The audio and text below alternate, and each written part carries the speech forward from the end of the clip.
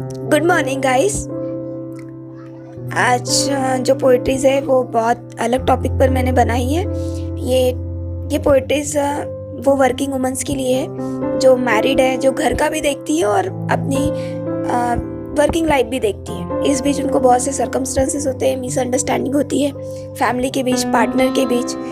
तो इसमें उन्हें कहीं ना कहीं बहुत तकलीफें होती है जो उनका पार्टनर या घर के लोग नहीं समझ पाते। तो वो उनकी खुद की फीलिंग क्या होती है, वो वर्किंग वुमेन्स क्या कहना चाहती है, वो फीलिंग्स मैंने प्रेजेंट करने की कोशिश की है। So I hope you like this. तो टाइटल है तुमने कहा था हम एक ही है। तुमने कहा था हम एक ही है, तो मुझे अपनी बराबरी कर देखो ना। जब कभी मैं तुम्हारा नाश्ता तैयार करती रहूं, जब कभी मैं तुम्हारा नाश्ता तैयार करती रहूं, तो तुम भी कभी मेरा टिफिन तैयार कर दो ना। मुझे तो एहसास है तुम्हारी थकान और तकलीफों का, मुझे तो एहसास है तुम्हारी थकान और तकलीफों का। जब कभी मैं थक कर बैठ जाऊं, तो कभी मेरी बिखरी जुल्फे सवार दो ना। तुमने कहा था हम एक ही हैं, तो मुझे अपनी बराबरी कर देखो ना।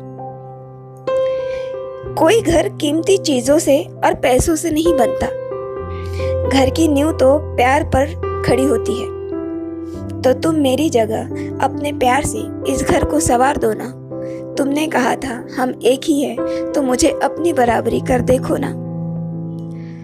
आओ बैठे कभी दोनों, आओ बैठे कभी दोनों, अपने कामों से फुर्सत होकर। कुछ मेरी सुनना, कुछ अपनी कहना, कुछ मेरी सुनना और कुछ अपनी कहना। प्लीज इस बेजान से मकान को एक घर में तब्दील कर दो ना। तुमने कहा था हम एक ही हैं, तो मुझे अपनी बराबरी कर देखो ना। क्यों एहसास कराऊं मैं तुम्हें अपनी जिम्मेदारियों का, क्यों एहसास कराऊं मैं तुम्हें अपनी जिम्मेदारियों का। हमेशा शिकायत होती है तुम्हें मुझसे, कभी मेरी मजबूरियों को समझो ना।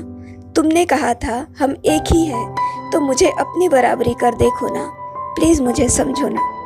Thank you.